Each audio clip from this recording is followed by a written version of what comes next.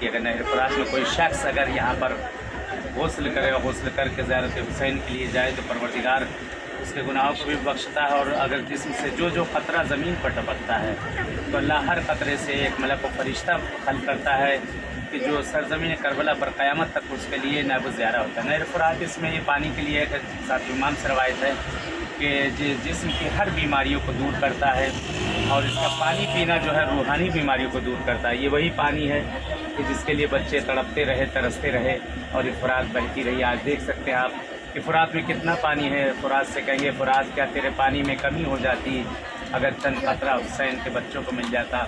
कोशिश बहुत की गई लेकिन अशकिया ने पानी को रोका। जगह जगह पे कोशिश की गई लेकिन अशकिया ने जगह जगह पे रोक लगाई।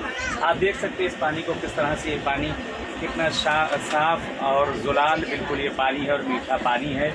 और काफ़ी बड़ी नहर है। इराक़ के अंदर दो नहरें हैं, एक नहर दजला है और एक नहर फुरात है जो पूरी इराक़ में फैली हुई है। और नहर फुरात यहाँ से होते हुए शाम गई है, शाम से होते हुए जॉर्डन, वहाँ से होते हुए ये निकली टर्की की तरफ और काफ़ी दूर तक नहर फुरात गई है। नहर फुरात के लिए काफ़ी फजीलतें हैं कि किताबों के अंदर मौजूद है। इसके पानी के लिए जो है काफ़ी फजीलतें नकल की गई हैं कि जो मरीज़ी बीमारी के लिए भी इसका पानी जो है शिफा है।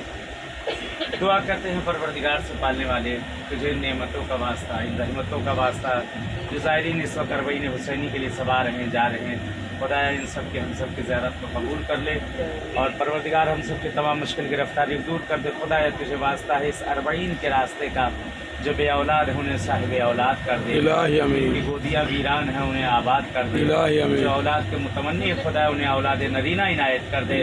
शहज़ादे अली असगर के सदक़े में खुदा हमारे ज़माने के इमाम का ज़हूर कर, मौला का ज़हूर हम सब के बायस आफ़ियत और रहमत करार दे।